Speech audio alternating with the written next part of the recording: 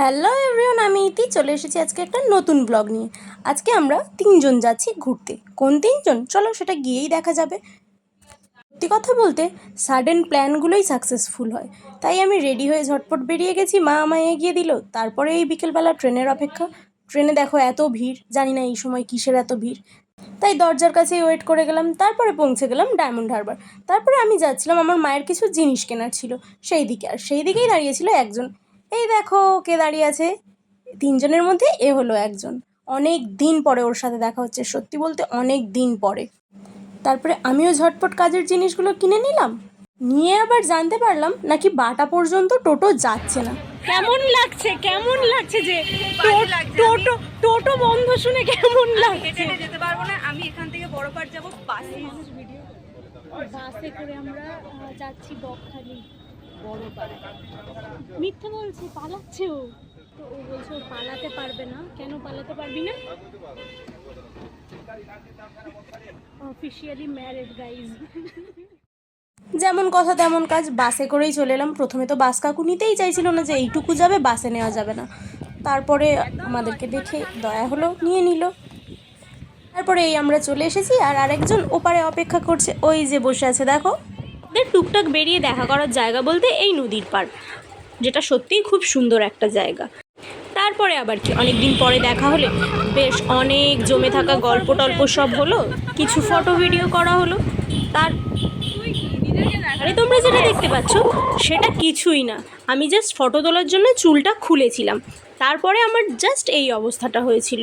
দেখো অবস্থা দেখে পাশের কাকুটাও দেখছে যে এই মেয়েটা কী করছে রে বাবা, পাগল না কি? ভাবলো আমার হয়ে গেল। খুব ইন্টারেস্টিং একটা বিষয় নিয়ে কথা হচ্ছিল, যার জন্য সবার রিয়াকশানগুলো ঠিক এই রকম ছিল। সত্যি বলতে অনেক দিন পরে যখন বন্ধুদের সাথে দেখা হয় বেশ ভালো লাগে। আর আগে যখন স্কুলে ছিলাম তখন তো প্রত্যেক দিন দেখা হতো, আর সেই সময়টা যে কী ভালো ছিল।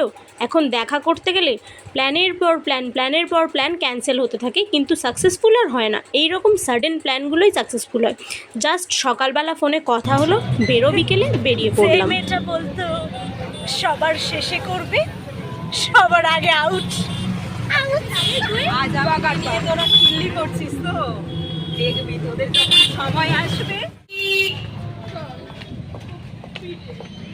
ও ভাবছে ওর আগে বিয়ে হয়ে যাচ্ছে বলে আমরা ওকে নিয়ে খিল্লি করছি, আমরা তো একটু মজা করছি। এটা তো বন্ধুদেরই দায়িত্ব, তাই না? আমরা যখন 12-এ পড়তাম তখন এদিকে আমাদের একটা টিউশন ছিল, তো সেই রাস্তাতে যে কী মেমোরি আছে সেগুলো মনে করছিলাম।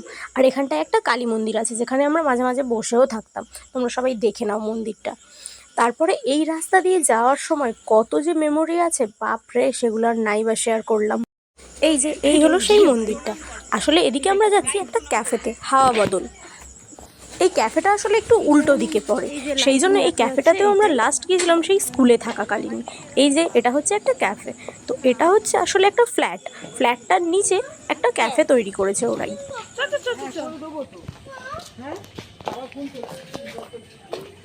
লাস্ট এসেছিলাম 2019।